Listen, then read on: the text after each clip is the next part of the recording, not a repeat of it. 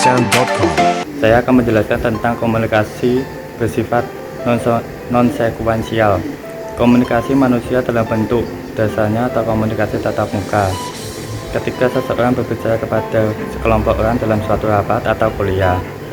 Contohnya, ketika dosen berbicara kepada mahasiswa dalam suatu kelas. Di samping itu, mahasiswa juga menyampaikan pesan. Misalnya, anggukan kepala sebagai tanda setuju, ekspresi wajah sebagai tanda kesungguhan, menguap tanda bosan atau mengantuk. Unsur-unsur komunikasi tidak terpola secara kaku, tetapi mungkin pula dalam suatu tatanan yang acak. Oleh karena itu, sifat non-sekuensial lebih tepat untuk menandai proses komunikasi.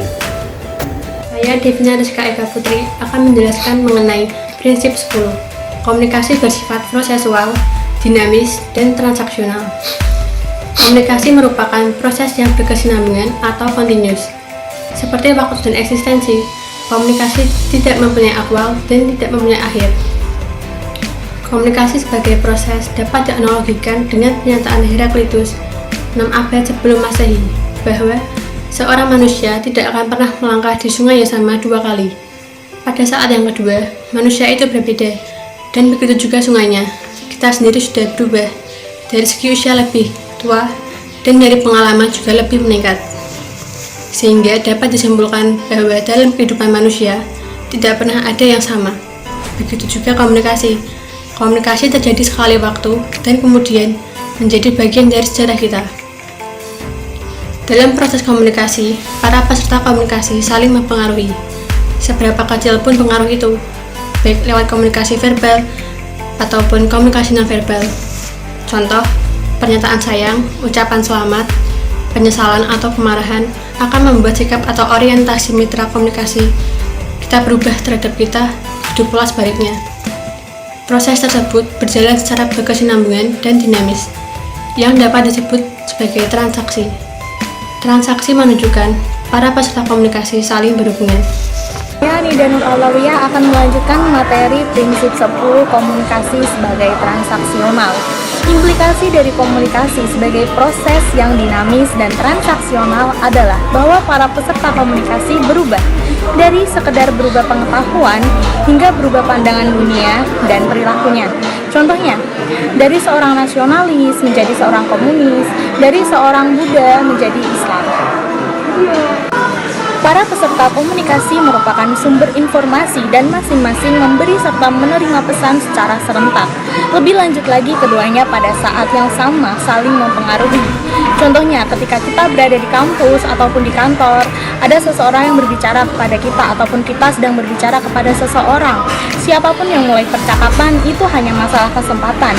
Kita bisa menyebut diri kita sebagai penerima atau pengirim pesan karena kita melakukan keduanya secara serentak. Jadi bisa diambil kesimpulan bahwa perspektif transaksional memberi penekanan pada dua sifat peristiwa komunikasi, yaitu serentak dan saling mempengaruhi. Para pesertanya menjadi saling bergantung dan komunikasi mereka hanya dapat dianalisis berdasarkan konteks peristiwanya. Sekian, terima kasih. Oke, saya di sini akan menjelaskan prinsip 11, komunikasi bersifat inversibel. Suatu perilaku adalah suatu peristiwa. Perilaku berlangsung dalam waktu dan tidak dapat diambil kembali. Seperti halnya Anda melakukan kesalahan dan itu tidak dapat memutar kembali jarum jam dan berpura-pura seakan-akan hal itu tidak terjadi. Misalnya Anda berbuat kesalahan dengan mencuri uang teman Anda, paling-paling Anda akan menampilkan perilaku seperti Anda berkata maafkan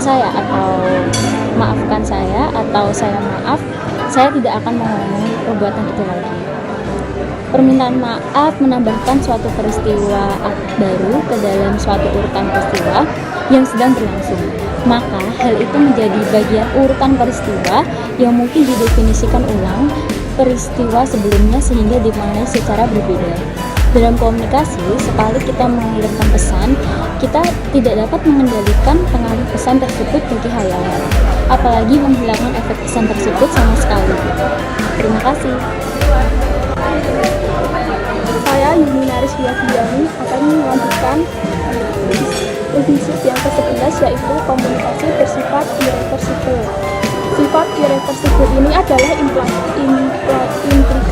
dari komunikasi sebagai proses yang selalu berubah. Prinsip ini sedianya menyadarkan kita bahwa kita harus hati-hati untuk menyampaikan pesan kepada orang lain, sebab yaitu efeknya tidak bisa ditiadakan sama sekali, meskipun kita berupaya merawatnya. Ketika Anda tampil pertama kali untuk melakukan presentasi atau pidato, Anda harus mempersiapkannya secara lebih berhati-hati, karena pesan khalayak terhadap kinerja Anda akan cenderung sulit dihilangkan sama sekali berdasarkan prinsip ini. Seseorang yang secara sengaja membohongi orang lain, sulit bagi orang yang dibohongi itu untuk mempercayai si pembohong 100% seperti sebelum kebohongan itu terjadi. Sekian, terima kasih. Saya Tiara Udina akan menjelaskan materi tentang prinsip 12 komunikasi bukan panacea untuk menyelesaikan berbagai masalah. Banyak persoalan dan konflik antar manusia disebabkan oleh masalah komunikasi. Namun, komunikasi bukanlah panacea atau obat mujarab untuk menyelesaikan persoalan atau konflik.